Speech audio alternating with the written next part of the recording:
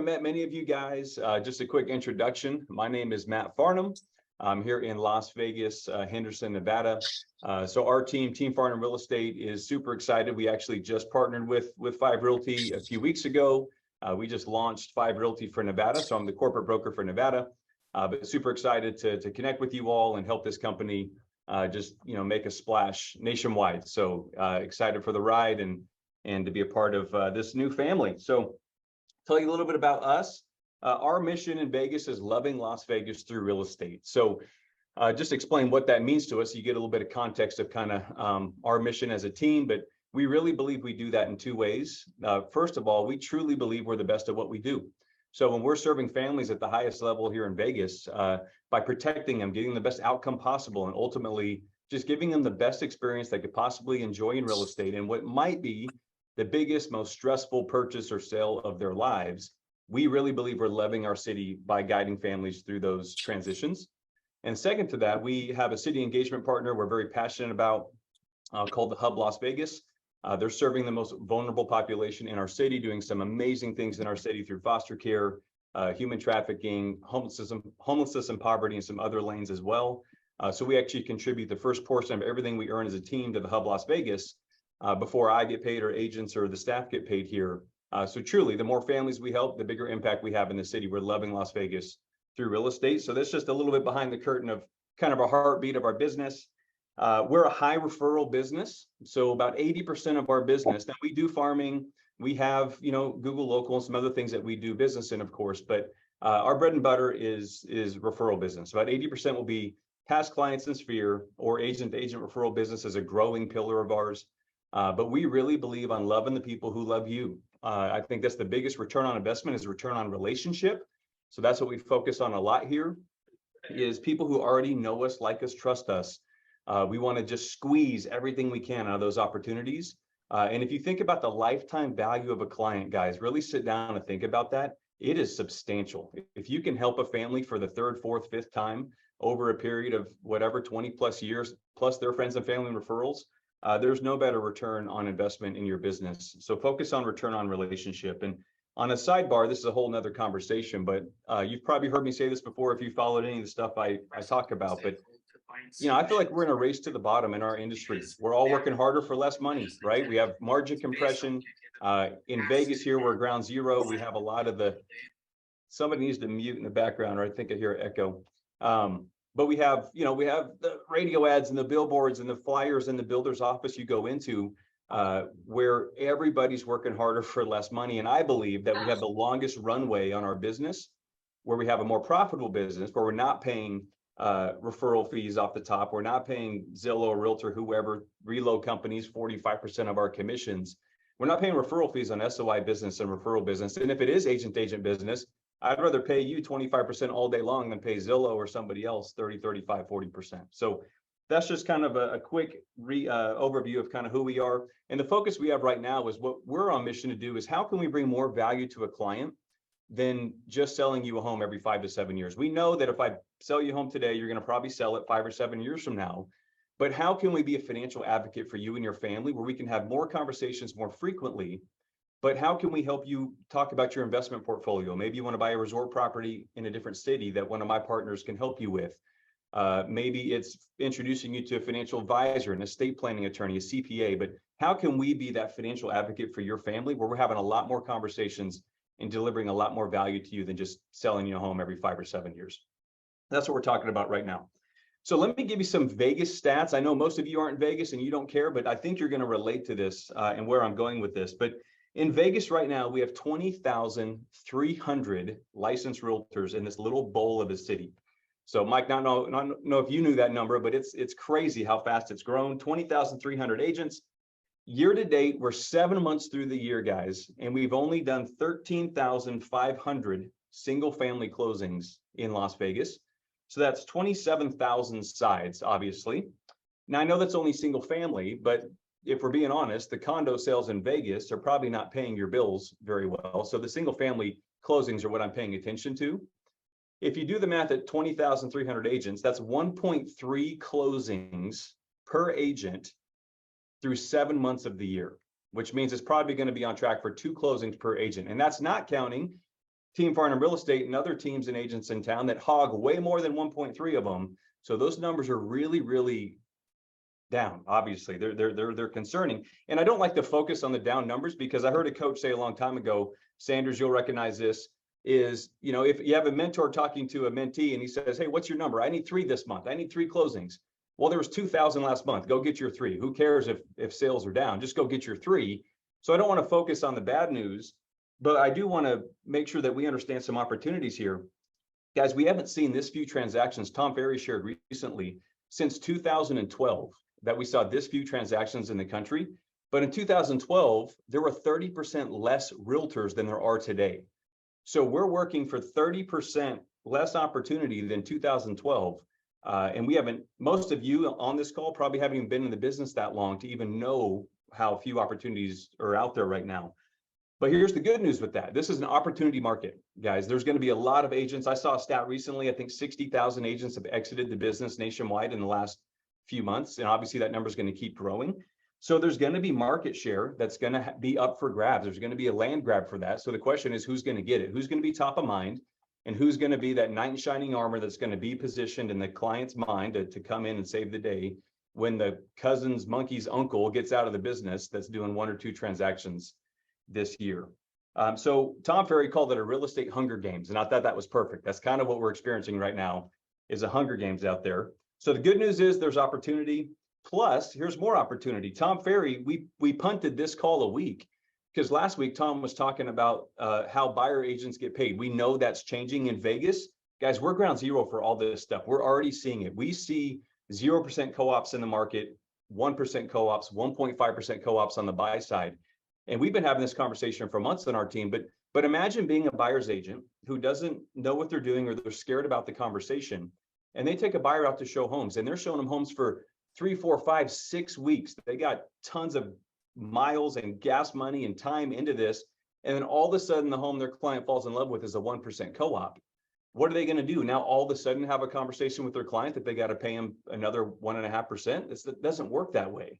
So an agent like that, what do you think they're going to do? They're going to leave the business if that goes on more than once. They can't survive. Again, more opportunity, guys. There's going to be some attrition. So what are we doing to make sure we're top of mind and staying positioned to capitalize on that? And that whole buyer commission conversation, I'm sure Nazar agrees, that's a whole nother masterclass we should probably be doing, of what are we doing to have those conversations and educate the client on this changing market. And I'll tell you something I'm going to mention in a little bit, but even on that conversation, guys, let me just give you something so simple, but it's such a mind shift when it comes to lead follow-up, when it comes to talking to your friends and family, your neighbors, for example, or even having these conversations with buyers about how we get paid. Most agents are scared of these conversations because you're making it about you. Guys, it's not about you. It's about the client. Think about these poor buyers in our market, the timidity, the hesitation, the fear in this market right now, because affordability is squeezed so tight right now. Guys, they're scared to death, and they're going to get hurt if they don't have better guidance. It's not about you. It's about making sure that they get the best guidance and education and help that they can get. And if you believe that's you, then you have a moral obligation to get in front of them and let them know what you can do for them, right? In addition to that too, well, I'm going to come back to the whole "it's not about you" thing, but in the buyer compensation, think about that too. Agents are scared to have this conversation because you think it's about you getting paid. No, it's about your client's experience, because if you let them fall in love with the home that's not compensating you, and you have to bait and switch them on a conversation 2 months down the road, that is a horrible experience for the client.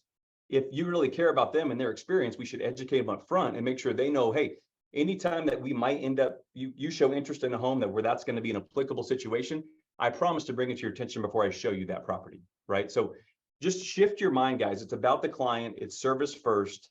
Come from a place of contribution instead of making it about you and what you're getting paid or not getting paid and things like that. I think it really will let the chains break off on some of these conversations you guys are having. So going back to the Hunger Games, every transaction counts right now, not to be Captain Obvious, but every transaction counts. Tom Ferry recently said something I thought was so on point. And he said, I'm looking at a couple faces here, so I'm going to pick on, I'll pick on Nazar and Tessa here. But, neither of these guys are in my market, but let's act like they're in Las Vegas. I'm not competing with Nazar or Tessa. Like, they're rock stars. They're going to get theirs. I'm going to get mine. We have our spheres. We have our networks. The transactions I can't lose is the cousin's sister's aunt who's done 1 or 2 or 3 transactions a year, who's probably costing that seller $10, $15, $30,000 in proceeds. They probably are not protecting them very well. Maybe they even lose the transaction and now the family doesn't move on time to start the new job. Or imagine the stress and anxiety that these families are going through because they don't have the best representation they can. Those are the transactions we can't lose. So what we're going to talk about is how do we position ourselves, of course, now in this Hunger Game environment to do business, but also position ourselves for the future. So we are the knight in shining armor. We're positioned to capitalize on this market share. So let's jump into that. So first of all, let me simplify real estate for you real quick. I think we complicate everything. And I know me, my team's probably laughing in the other room. I overthink everything. My poor staff has to deal with me on this. But guys, real estate is this simple. I'm going to lay it out for you. People just need to know what you do for a living and you're good at it. That's it. That's our business. And I'm going to talk more about that, but they just need to know what you do for a living and you're good at it. And we'll talk about how they know you're good at it. But let's jump in and I'm going to give you an exercise to emphasize this. My team has seen this, so no spoilers on my team, except maybe Nick, you haven't seen this. And then Sanders, I saw your name. Don't spoil this, but I'm going to share my screen. So I need everybody to just tell me if you can read this okay. So give me a couple. Right now I can see Tyre, Amber, Mike. Can you guys read that sentence okay? Okay, cool. All right, I'm going to scroll my screen up and I'm going to let everybody read this sentence for just a moment and then I'm going to move it and I'm going somewhere with this, okay? Read this sentence.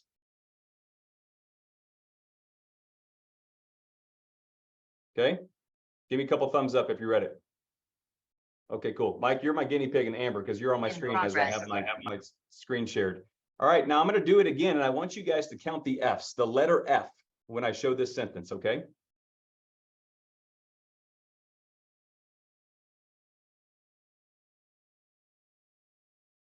All right, I'm going to stop sharing my screen for just a moment. Now I can see a lot more of you. Show me some fingers. How many F's did you read? Christina, 2. Amber, 5. Lisa, 5. Christina, 3 now. Who else? Tessa, 2. Mike, 3. Okay, cool. All right, I'm going to do it one more time, okay? We're going to share the screen again.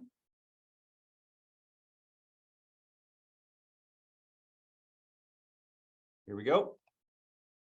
Read that sentence again. How many F's?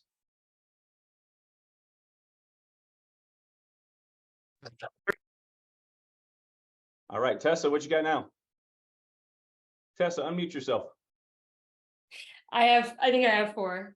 Okay, how confident are you? You've read the sentence 3 times now. How confident are you? There's 4. I have really bad ADD, and it's so hard for me to pay attention. Christina, how many did you see? I'm not that confident. I said 3, and I'm going with 3 because Mike also said 3. And I'm still on 3. I don't really pick that one up from Tessa, but I couldn't find it. Okay, usually if Mike said 3, I'd go blind faith if Mike Shum said 3. Yeah, I'm like, I thought 3, but then Mike confirmed it. So I'm sticking with my 3. All right, so Tessa, how confident are you in what you saw? Maybe we'll bet your next commission on it. What do you think? Oh, yeah, that's okay. But yeah, I'll go with whatever Mike said because Mike's really right now. All right, guys, we're gonna do it one more time. All right, here we go.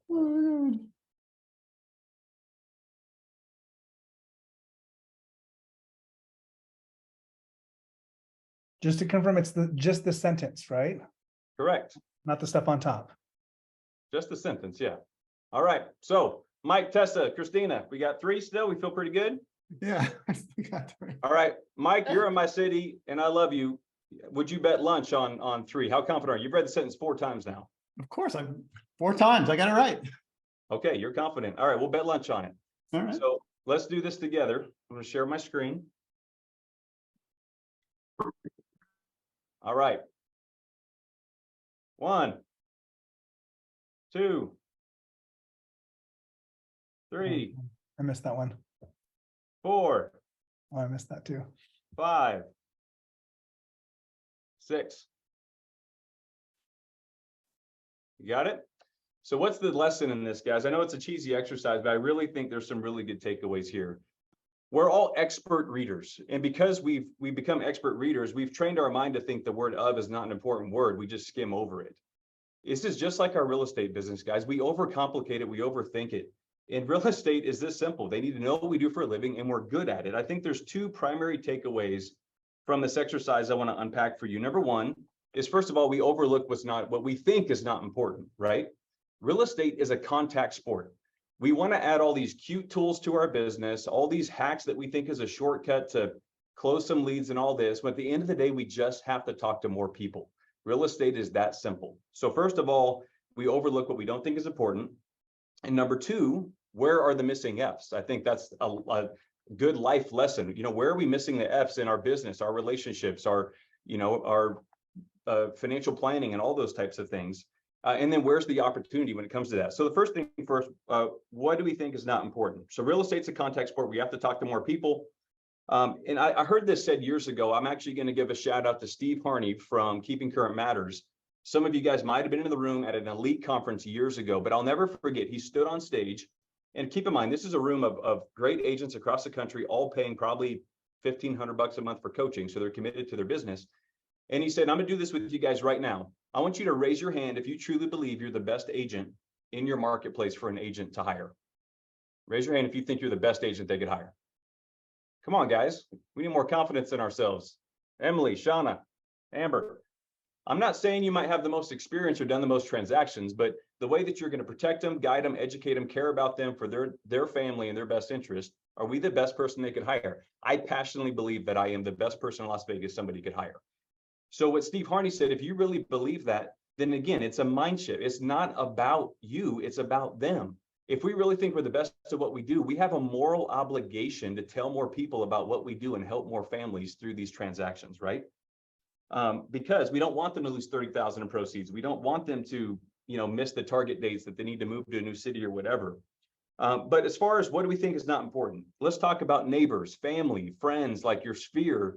Again, we want to buy these leads on Zillow or Realtor, all these other hacks. But at the end of the day, just get out and nurture those relationships and don't be afraid of the real estate conversation, because they need to know how good you are at your job so they don't hire the cousin's uncle or whoever who's going to do 2 transactions this year. I don't think we can discount that enough. It's so mission critical in the bread and butter of our business. And furthermore, think about your stage of life. I think we try and complicate this business, but guys, maximize the stage of life that like God already has you in. You're already a stage of life where you are either before kids, you have kids you're raising, maybe they're little, maybe they're in daycare, maybe you're at a ball club or a dance recital or soccer game every single night of your life. Maybe you're post kids or whatever stage of life you're already in, just think about that and where are the F's? Maximize. You don't have to go create 3 new clubs you're a part of. Just steward and squeeze everything out of where you already are. You're just going to add more stress to yourself if you try and pile more on. But having that said, like, think about the missing F's. It's the people sitting in the bleachers at the ball game. There's probably 10 sets of parents right there who already probably know you and like you. And all they need to know is how good you are at your job. And when we just have more real estate contact sport conversations, hey, what do you do for work? What do you do for work? It comes up so naturally. If you tell anybody you're in real estate, what's the first thing they're going to ask you? Anybody? Rob, what's the first thing somebody's going to ask you, say you're in real estate? How's the market? How's the market? Hey, what's going on with interest rates? Or what do you think is going to happen, at the election or whatever? Like, guys, I'm telling you, the way you answer that question will solidify in the client's mind if you're good at your job. And everybody in Vegas knows 5 realtors, probably your city too. The joke here is if you don't know a couple of realtors, you don't have any friends in Las Vegas. Mike Shum just moved to Las Vegas and he probably knows 20 realtors here already. So it's just who's the top of mind, who's the best one. And it's how you answer that question, guys. It's going to set you apart. And when the cousin gets out of the business because they don't know how to have a buyer's agent conversation and how we get paid, and you're second in line because they know you're you're maybe not family, but you're the best at what you do, you're the one who's coming in and getting that deal. So, be the knowledge broker, be the most active. Yes, social media is a huge hack on this. That's where you have a chance to constantly show your activity, your knowledge, your client testimonials, sharing their stories, showing those wins. So you're constantly top of mind and showing that client that you're active and you're the knowledge broker. So that's kind of obvious. But know your stuff, how you handle those questions matter, what you say matters. We all know that. So let's move on to number 2. Where's the opportunity? Tom Ferry, I'm keep quoting Tom, but he's great. Recently he said, go where the fish are, right? what you've been doing for the last, 5 years, 10 years, 20 years may not be what we can do right now, because a lot of people are not listing their homes. We know that right now, right? If you got a 3% interest rate, I got a client I'm talking to right now, they have a 1.99% rate. And they are wanting to upsize their home and have to trade that in for a 7% rate, give or take. Like, that's a very, very difficult decision to make if you're staying in the same city, right? So first of all, where's the opportunity? Go where the fish are. I don't want to pass this again, because I think it's the most important one, is the opportunities across the sidelines at the soccer field. They're at the dance recital. They're in the bleachers at the ball field. They're in your book club. They're in your church group. They're in all these. Just maximize those relationships, guys, and don't be afraid of these conversations, and make it about them, not about you. Matt, But let's go past that, because I already hit that. Nazar, go ahead. I prefer to go a little bit deeper in that, because for me, I suck at that. I suck being the person that doesn't want to feel salesy. I hate when people do that to me. So like being at the ball field or at the hockey, wherever I'm at in a social setting, and if someone comes up to me and starts trying to pitch me on anything, it just turns me off. I'm like, dude, I don't want to talk to this guy. And so how do you get past that, the mindset in your own head? And then what are the conversations you have when you're not used to it to be able to spark that conversation? I think it all starts with, hey, Nazar, what do you do for work? That conversation, especially as I don't know about women, but for men, this is how we start conversations. It's actually kind of sad in our world, because we make that our identity, which we probably shouldn't, but we all do it naturally. So what do you do for work? You're in real estate. Oh, that's great. How's the market? What's going on with interest rates? First of all, how you answer that question is showing you're the knowledge broker. But from there, I simply say, hey, here's what's going on in the market. And look, hey, if you ever have questions, I'm easy to get a hold of. But tell you what, we do a weekly newsletter. I'd love to just throw you into that drip so you can keep your pulse on the market. What's your email? I'll make sure I add you to that. Now, every week I'm dripping on you. You're top of mind. I tag you on social. We're connecting that way. And now every week I see you at the ball field. You know what I do for a living, and you know I'm good at it. I don't have to do anything else. Now I just have to be in relationship with you. But if I don't at least break the ice and make sure you know what I do for work and that I'm really good at my job, you know what I mean? Right? So how many times have you hired, oh, I didn't know so-and-so cut hair, or so-and-so was a CPA, or so-and-so. Like, people need to know what we do so they can hire us if they need help, right? I think like, would you get a shirt that said like, I'm a realtor, or how's the market? Ask me, or like something like that. Dude, I haven't worn a name badge in 20 years and I never will. It's like, I got realtors that show up at church that wrap their car in like their average. It's like, that is so obnoxious. Like, no, thank you. Just be in relationship and don't be shy about what you do for a living. It's like 80% of where you spend your time in your life. Like, it's part of who you are. And this goes into a whole nother conversation with, I think I'm giving a webinar next week on work-life balance. And I really believe, guys, that we try and compartmentalize our lives into work, into family, and into community and all this stuff. We have one life, and it's about building a bigger life and a bigger story. So when you talk to me about what I do for a living, like our mission to serve the city in Las Vegas, it's our family, it's my heartbeat, it's our community, it's my business. It all is literally intertwined. There's no way it doesn't all come up together. So that's a way bigger conversation around maybe that holistic way to approach your business, and comes up in conversation.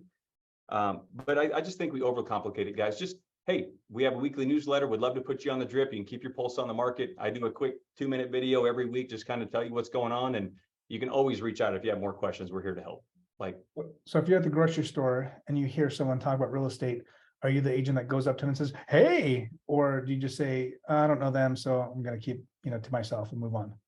Rarely would I be the agent that goes up to the grocery store. And number one, I probably don't have time because I'm in and out like 100 miles an hour. But I mean, yes, I'm pretty bold and I'm not shy. So there are times I probably have been that guy, unless he's rolling her eyes at me because, I'm the guy that talks to the clerk at the checkout to try and make them laugh because I think they're just having a miserable day and she thinks I'm annoying them, right? So, but no, that's not what I'm talking about. I'm talking about maximizing relationships. This is a relationship business. You're not going to randomly run into somebody at the grocery store that's probably going to hire you to list their house, if we're being honest, right? Now, maybe something comes up. Hey, I sent a newsletter out. If you're interested in the market, I could send it to you. Now, slowly you can start to build a relationship, and that relationship, once it's strong enough and there's a bridge there, well, now you can, start to throw in the call to action or whatever, right? So, all right, let me keep rolling here. So where are the fish right now? So who is selling their home right now? The only people to me that seem to be selling are people that are death, divorce, military relocation, or a job relocation out of town. People in Las Vegas are not selling their home in Las Vegas to move to another Las Vegas home to trade in their interest rate unless there's a really big change of life situation. Like they literally have too many kids now, they're busting at the seams, but that's not a whole lot of families in that situation. So we have, retirement communities, obviously, probate, estate planning attorneys, divorce attorneys. We talked about this, Rob, yesterday, some of these types of attorneys, but military contacts for PCS relocations. But I think the biggest one is agent to agent referrals. One thing that I'm so thankful for is we've put a lot of effort in the last few years on our team to start building this agent to agent referral business with great relationships. Again, return on relationship with so many of you guys across the country. But think about it, a lot of times the buyers that we've helped this year are agent referrals that are coming in because they just sold their home in Texas or Nebraska, and they're moving to Vegas. So that agent knows about it before anybody in Las Vegas, and then we get that opportunity. Or maybe they already have a family that's in Vegas who's been thinking of moving to New York for the last year, doing their research, talking to realtors. Now they're way down the rabbit hole. New York agent says, hey, we got a client moving here. They just went under contract. They have a home to sell in Las Vegas. So we have thankfully done really well this year. I think year to date, Zella's around, but I think we've had year to date around 60 inbound agent to agent referrals since January 1st. So huge opportunity, guys. If you're not maximizing those national agent relationships, go deeper on that. I think Rob a couple weeks ago talked about the idea of going deep versus wide. I think that's something to go deep on, guys, is agent relationships. And yes, you pay referral fees, but you pay a whole lot less than any other lead platform or referral source out there. So I think that's a huge opportunity there. And then also as transaction volume's down, get on the offense and really get proactive on communicating with your clients, because maybe you can get a 25% referral fee for their move out of state. Like, don't discount that. Like that's just free money basically that we can get by just connecting them with another good professional. All right. So let's move on from that, but hopefully that F exercise, I know it's a little cheesy, but I think it stumped most of you. It's just a really good reset on, hey, we overcomplicate this stuff. Where are the missing F's? And don't look over what's the most important thing in our business, which is just relationships and going deeper with those. All right. So I want to help you with something. I want to talk about lead follow-up and just talking to more people. And I kind of talked about this a little bit ago, but at the end of the day, a shocking reality is it's not about you. It's about them. And I want you to think about the home buyer right now specifically. We have buyers right now who they talk about buying a house, they look at homes, they just can't pull the trigger. Like it's scary. There's so much fear and timidity and hesitation in the market because the payment sucks. It's just the rates are so much higher than what they were last year when they wanted to buy and couldn't beat out the California buyer, at least in our market. So it's just very difficult. But when you're doing the lead follow-up or you're talking to these people knowing you're the best person to help them, and you make it about them, it just takes a lot of the pressure off of you to make that third phone call attempt or the fifth phone call attempt, that lead follow-up. So again, it's not about you. And the other thing I want to challenge you to think about is be the clarity that somebody needs in such an uncertain time. Be the clarity or the certainty that they need in an uncertain time. With all this fear and uncertainty going on in the market and the volatility with rates and all this type of stuff, be that rock that they need right now. I'll give you an example. Shout out to Tim on our team who's in the other room here. We had a buyer who bought a new construction home. We just closed a couple days ago, but this sweet young family got to the finish line and they literally said, hey, we're going to walk away from our $10,000 earnest money. We're not going to move forward. They blamed it on something related to a slight change in a payment, but we knew that wasn't the real answer, the truth.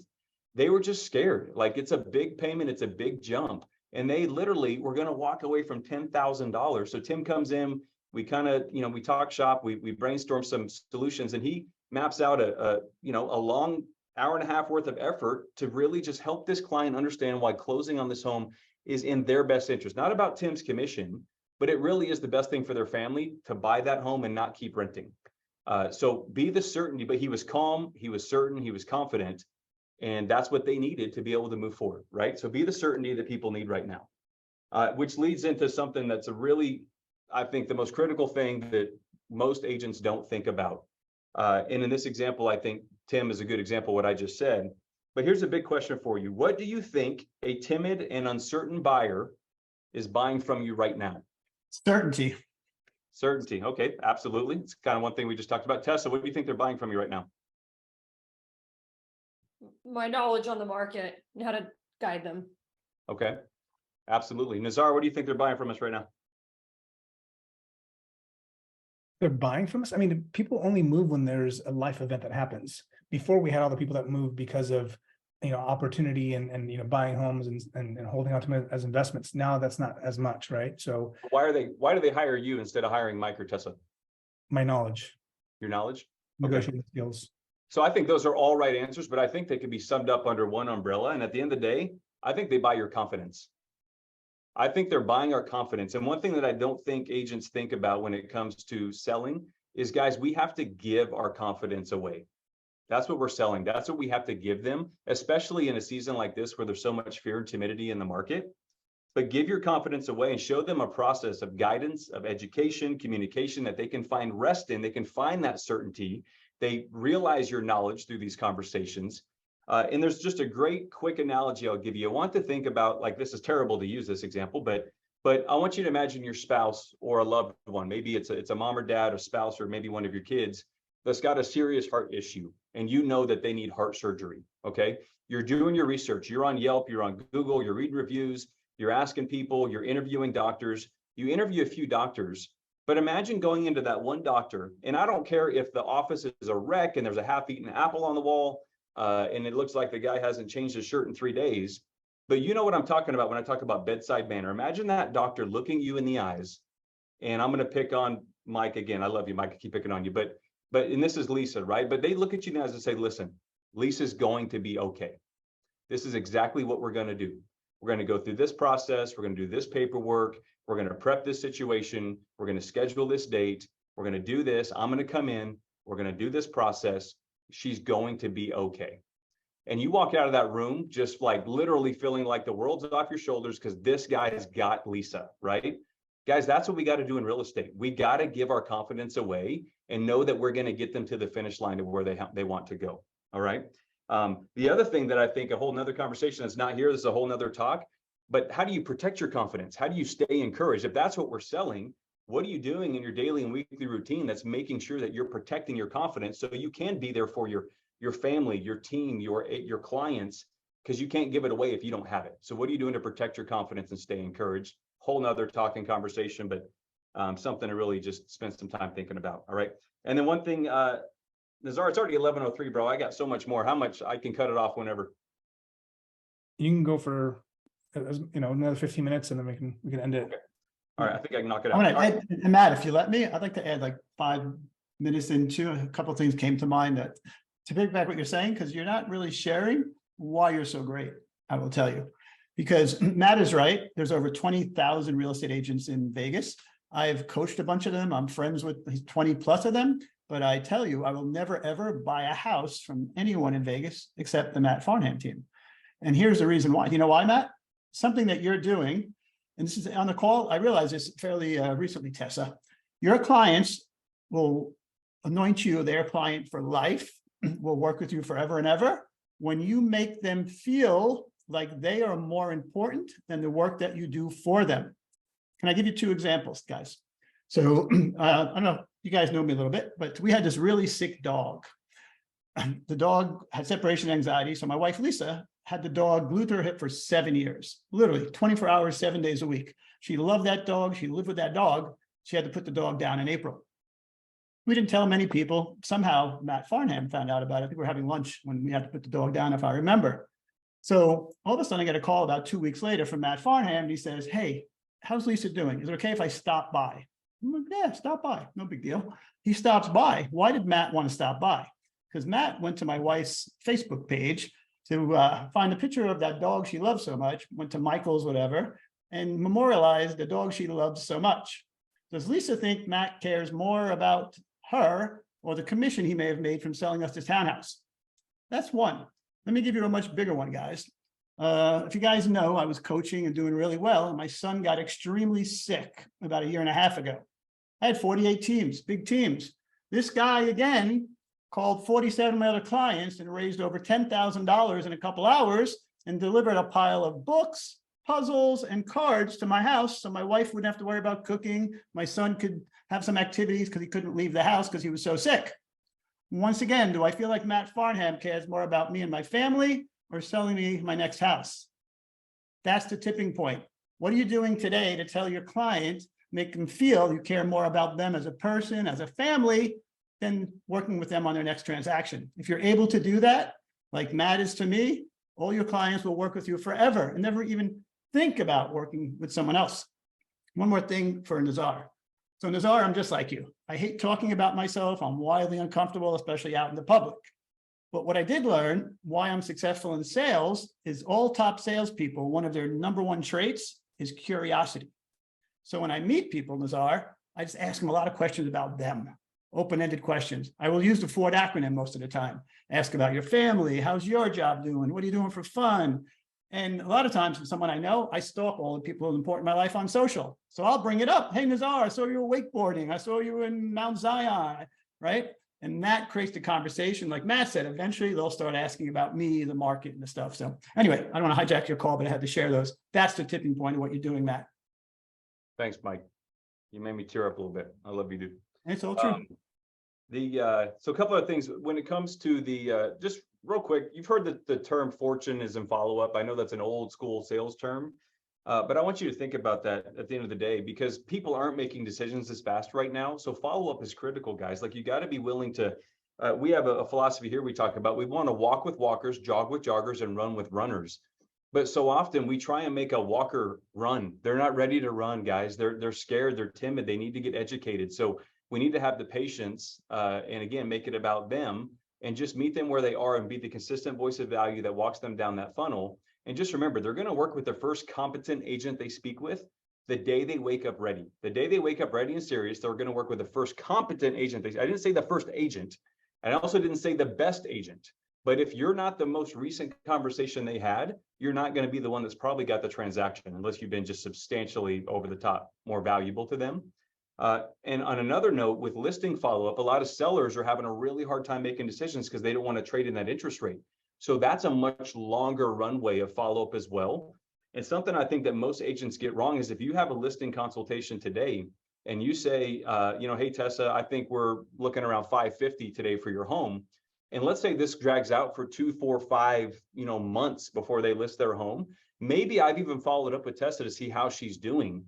But if the market improves and she sees on Zillow her home goes up to 575, 600, 625, in her mind, Matt is the 550 guy because I told her 550. If I'm not on the offense saying, hey, Tessa, good news, 2 more closings in your neighborhood, these really help us. I think we're looking at like 580 now. I'm the 550 guy until I tell her I'm not the 550 guy. Does that make sense? We got to go on the offense and make sure we're the ones providing the information and the communication, because some other agent's going to come in and, oh, Matt's the 550 guy, but I really think my home's 600 now, and they're going to call Tessa and list their home with Tessa. So we got to get on the offense, guys, in the follow-up. Last thing, just kind of high-level idea I'll share with you. One thing that we're talking about a lot on the team right now, and this is a shout out to Coach Andy if he's on the call, but we are talking a lot about slow down to speed up. Slow down to speed up. Kind of a obvious statement on what that means in our business, but just to give you an idea. So everything from a preparation from a listing appointment, like who are we meeting with? Are we meeting with somebody who's a single mom of 5 kids? Like, what are her pain points going to be? What's going to be stressing her out? What do we need to have prepared or think through? Just like Phil Jones says, the worst time to think about what to say is in the moment of that critical conversation. Like, you need to be prepared. See the questions come in slow, right? I love this analogy, guy. I'm a big sports guy. If you've seen the movie 42 with Jackie Robinson, anybody seen it? Raise your hand. No, Nazar doesn't watch movies. I love that movie because at the beginning he talks about how, hey, when you're hitting the ball really well, you see that pitch coming in slow. And he's like, these reporters, you need to see these questions coming in slow too. I think a lot of Phil Jones coaching that a lot of us has had, that's how I think about that. Like if you see this stuff coming in slow, man, you can really be ready to knock it out of the park when these questions come in. So slow down to speed up. So more effective and proactive buyer consultations. That's our biggest project we're working on as a team right now, is having a way more effective buyer consultation where we get that client. I know they're excited. I know they're anxious to get out there, but we have to slow down so that way we can speed up and have a way better experience for you moving forward. But we got to have the how we get paid conversation. We have to go through the RPA and the disclosures and rules of engagement. If they're a no down payment buyer that needs concessions at 350,000, we got to talk about rules of engagement. I can't just go show you every home that hits the market, because you're not going to win, if we're competing with 10 offers. So slow down to speed up. How we get paid conversations, how we communicate with our current escrows, our active listings. Think about the things that you can do to operationalize to be more efficient and smoother and a better experience for your client. Role play and practice, right? Know what to say when it's time to say it. That's where that practice comes in, and get those reps in. Knowing the inventory, jumping into the new home community, getting familiar with inventory, that's slowing down. But that way, when you're in the field and your client says, hey, what about so-and-so? You already know the answer, versus now trying to fit it into a busy day that you don't have time to go get the answers. You got to just calendar this stuff, guys, and slow down so you can speed up. And the last thing I put was carving out time to make content. So obviously, I'm proud of our team recently that we've leveled up in this area, but you got to time block the time to do the batch recording. A lot of the reels that I put out, I might record 40 at a time, block out a whole day, and then we just, boom, now we can speed up, and Zella can just execute those things out for the next couple months. So reels, escrow listing videos, video library for your onboarding, for onboarding both clients and agents to your team. So many things that you can do to buy yourself time on the back end. So guys, that's a lot. I think I talked as fast as I possibly could to get through most of this, so I apologize. I'm not in a hurry to go if anybody's got questions or anything, but I realize many of you probably got to jump. But Nazar, do you have anything you want to touch on or elaborate on? No, I mean, I've made a video about this that I haven't posted, but I think it's interesting that when you think about how many people were on this planet today versus just even 15, 20 years ago, like when the market crashed in 2005, there's like 6.5 billion people on this planet. And now there's 8.1 billion on this planet. That's 1.6 billion people more. And people might not understand what that means, but that means if you were to divide that, 1.6 billion to a family of 3, that means that we would need an additional 533 million homes built in our country or in our world. And you guys, we might be building 15 million homes, like if it's really good, every single year. So there's just not enough houses to accommodate people that are on this planet. And I don't think people understand that. And so the demand for homes is huge, right? We're just not building fast enough. And so that is what I think people need to understand is that, yes, rates are high, values are high, prices are high, but at the end of the day, people they can't live on the street, right? And so it is our responsibility to find those individuals that say, hey, I need a place, or this has happened, or those life events you've talked about. And so don't get caught up in the rates are high, right? Focus on the people that actually need to make a move, and then go help those people make the move.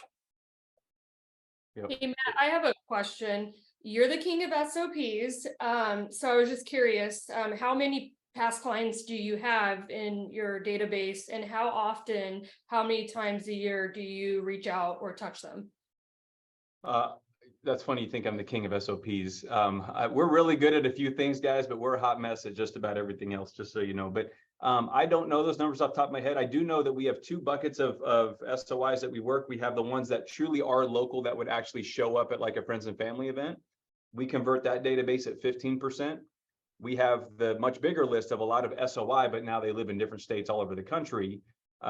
We convert that whole list at 5%. So either way, I think we're doing really well. The target is like if you can convert it at 10%, which is probably a hybrid of those 2 lists together. But the answer to your question is 90 touch points a year. We have 90 touch points a year. 52 of those are weekly newsletters. If you're a homeowner, we have you in HomeBot, so you're getting 2 updates a month through HomeBot.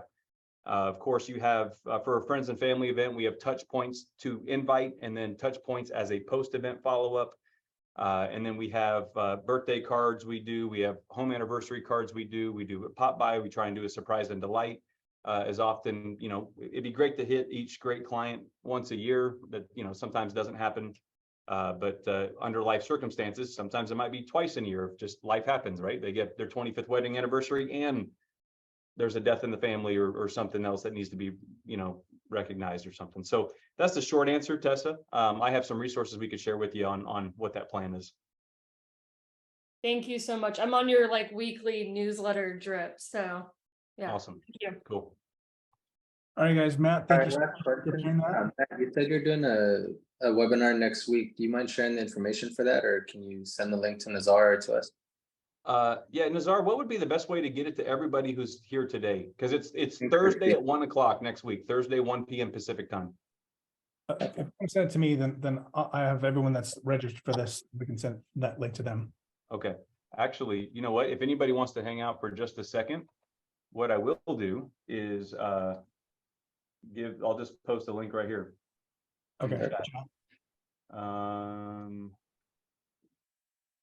If I know it, dang it. Zella, come in here, tell me the link.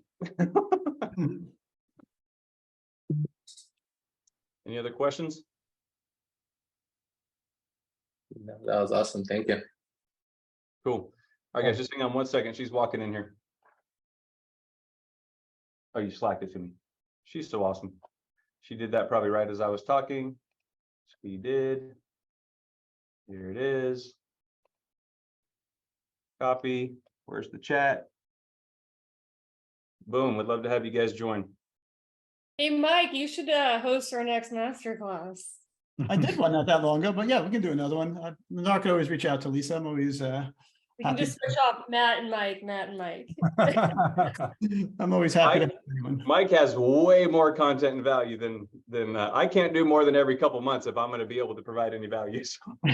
Yeah, we'll stay in touch, Tess. I love you guys. So any way I could help is always a yes. So Matt, yeah, thanks. Awesome call today. So I'm gonna hop off, get to my day. So thanks for sharing, and definitely got some good notes off of that. So thank you. Thanks, guys. I just put that in the chat, and just to give you anybody's interested, I'll just tell you what my heartbeat is on this, guys. I feel like so many realtors and entrepreneurs, for that matter, I feel like so many people get in this business or they're building a business and they think they have to choose between the career and the family, the career and the marriage, the career and the community. And I just don't think that's true. I think we really can have it all. It just might mean we don't have it all, right? You got to figure out what those choices are, where you're willing to make those compromises. And it's really just balancing tension on all those things. But I'm not saying I have it figured out, but I feel like in 20 years, I've learned a lot of lessons. I feel like God's taught me a lot. And I just want to share that with people next week because I feel like a lot of people could use that help. Excellent. Awesome. Thank you, Matt. Bye, guys. Yes. Thanks, Nazar.